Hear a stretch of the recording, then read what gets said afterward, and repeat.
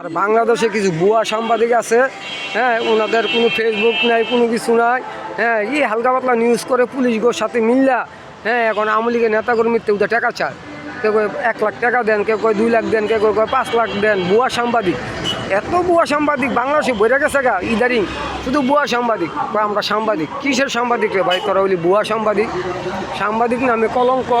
এক সাংবাদিক, কোনো সাংবাদিকের বাংলাদেশে মনে হয় ঠিক করে মনে হয় 20 জনের মনে হয় কোনো ইয়া নাই, লাইসেন্স নাই, কাগজপত্র নাই। সেও বলে হ্যাঁ ভুয়া সাংবাদিক, সাইজা টাকা পয়সা কামাইতে আছে, আওয়ামী লীগের নেতাকর্মীরা রানি করতে আছে ফেসবুকে স্ট্যাটাস দেয়। কী রে ভাই, তুই তো ভুয়া সাংবাদিক, তুই তো ভাত খাইতেও ভাত পাস নাই দেখতাম। তুই কেমন ভুয়া সাংবাদিক হইয়া হন কছে সাংবাদিক? হ্যাঁ, এটা কি হইলো? ভাত খাইতে ভাত পাস নাই, তুই হন সাংবাদিক কইয়া কইয়া আওয়ামী লীগের নেতাকর্মীতে টাকা নেস, আটকায় রাখে, জিম্মি কইরা টাকা পয়সা নিতে আসে। তো এটা করলাম নিয়ম না ভাই। দিনের পরে দিন আছে, খেলার পরে খেলা হয়, বুঝছ নাই? খেলা হবে একদিন, এটা বাস্তব জিনিস, বুঝা রাখিস ভাই, এটা বাস্তব জিনিস।